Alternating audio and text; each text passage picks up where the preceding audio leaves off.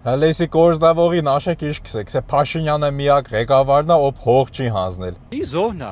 որտեվ լրատվականներով ինչ են անում, չէ՞ տարածում են հողերը հանձնել Դավաճանը, ով է հող հանձնե արա։ Հայաստանի Հանրապետությունում մի ղեկավար է այսքան ժամանակ եղել, որ հող չի հանձնել ընդհակառակը։ Դա Նիկոլ Փաշինյանն է։ Արա քանի անգամ իր ինտերվյուներում ինքը էդի բացահայտ ասե պրիզնատ է եկել, որ հենց ինքն է ճանաչել Արցախը Ադրբեջանի կազմում, խոսքի 2025 թվականի իր կոնֆերենցիայի վաղ ասում է, որ այո, ես Արցախը ճանաչել եմ Ադրբեջանի կազմում։ Շատ ասում են, որ 2022 թվականի հոկտեմբերի 6-ին ես ճանաչել եմ Ադրբեջանի տարածքային ամբողջականությունը, ներառյալ Ղարաբաղը Ադրբեջանի տարածքային ամբողջականության մեջ։ Ես չեմ կարող ասել, որ դա այդպես չէ, բայց դա ճշմարտության մի էլ ոչ օբյեկտիվ հատվածն է, չնայած այո, ես ճանաչել եմ Ադրբեջանի տարածքային ամբողջականությունը եւ Ղարաբաղը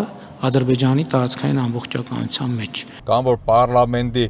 ամբիոնից հպարտանալով ասում է, որ մենք 20 թվին գիտակցաբար ենք գնացի այդ զոհաբերությանը, որ հիմա մենք ունենանք յանիմ թե պետականություն։ Այսինքն ինքը ասում է, որ 20 թվին իրանք գիտակցաբար զիջեցին Արցախը։ Գիտակցված զողողության մենք գնացել ենք 2020 թվին, դրա համար է, որ դրա արդյունքում ձեռք ենք բերել պետություն եւ անկախություն։ Որ հիմա իբր թե ունենան պետականություն, թե դրա հետ ինչ կապ ունի, ես չհասկացա։ Հիմա ոնց որ ծնողը իր երեխուն զոհաբերի, հետո ելնի դրանում հպարտանա, ասի, գիտեք ինչ կա, ես երեխու զոհաբերեցի, որ հիմա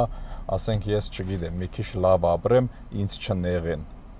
Նույն բանն է։ Ու դու այլնում ասում ես, որ ինքը միակ ղեկավարն է, ով հող չի հանձնել, դե եթե քո համար Արցախը հող չի ու հայկական չի, ապա այո, դու ճիշտ ես։ Բայց ցանկացած նորմալ հայի համար թե Արցախը, թե Նախիջևանը, թե Արևմտյան Հայաստանը հայկական հող են եղել ու մնում է մինչև հիմա ու մնալու է։ Ինչքան էլ դուք չուզեք ու փորձեք էդի հանել հայի հիշողության միջից, էդի չի ստացվելու։ Так что հողադու Դավաճան քո ղեկավարին չարթարացնես։ Այ գործ տվող։ Հասկացար։